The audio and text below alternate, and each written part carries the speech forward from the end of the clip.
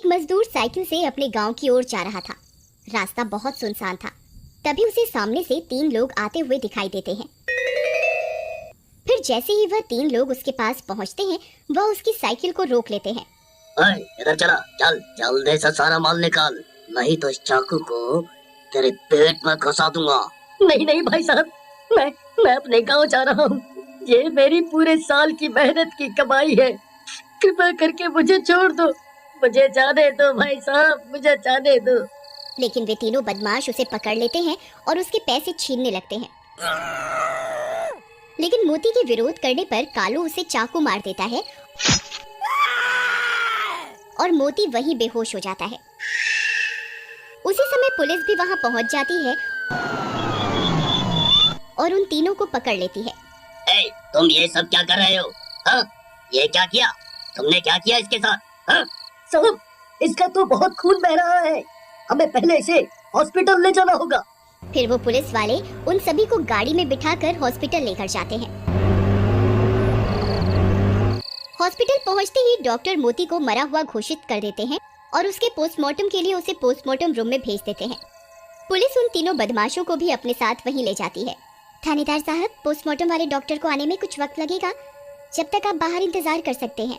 चल भाई, हम बाहर इंतजार करते हैं। थानेदार साहब, इन बदमाशों का क्या करें? इन्हें यहीं मुर्दा घर में बंद कर देते हैं। जब डॉक्टर साहब आएंगे तो इन्हें बाहर निकाल लेंगे। अरे थानेदार साहब, आप ये कैसी बहकी बातें कर रहे हैं? हमें यहाँ इन मुर्दों के बीच में कहाँ छोड़ के जा रहे हैं? आप हमें पुलिस स्टेशन छोड़ आइए।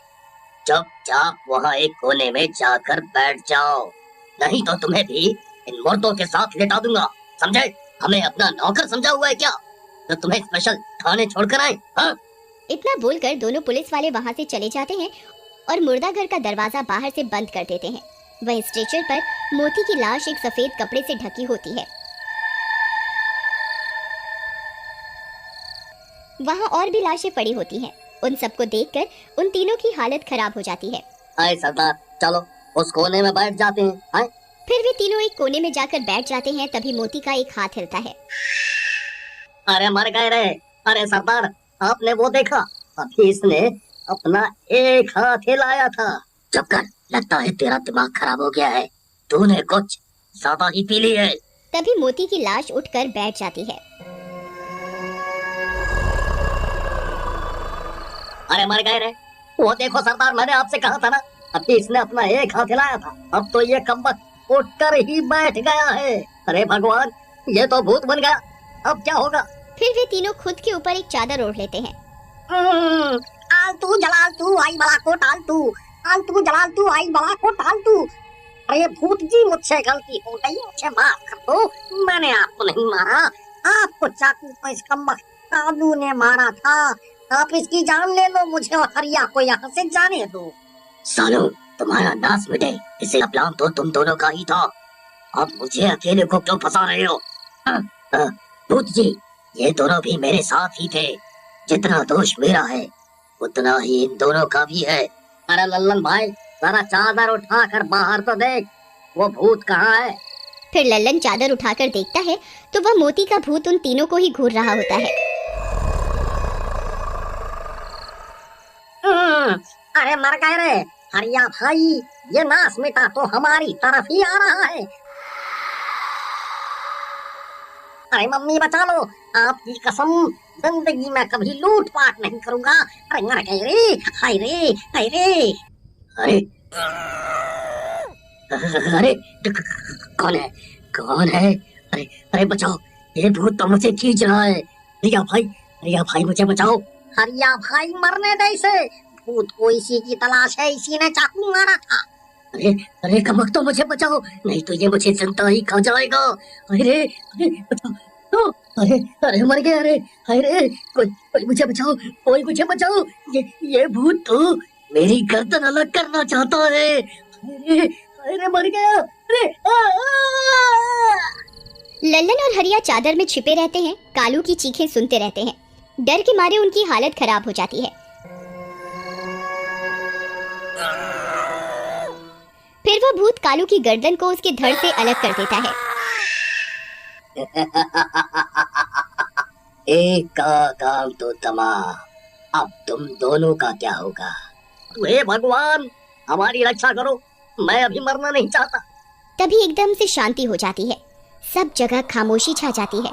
लल्लन भाई, ये एकदम से शांति कैसे हो गई? जरा बाहर झांक कर तो देख क्या हुआ। फिर जैसे ही लल्लन चादर उठाकर देखता है तो उसके होश उड़ जाते हैं।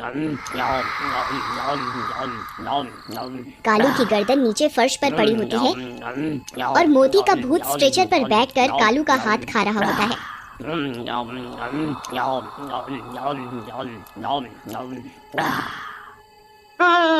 हाय रे अरिया भाई, बाहर का मंजर तो बहुत खौफनाक है भाई।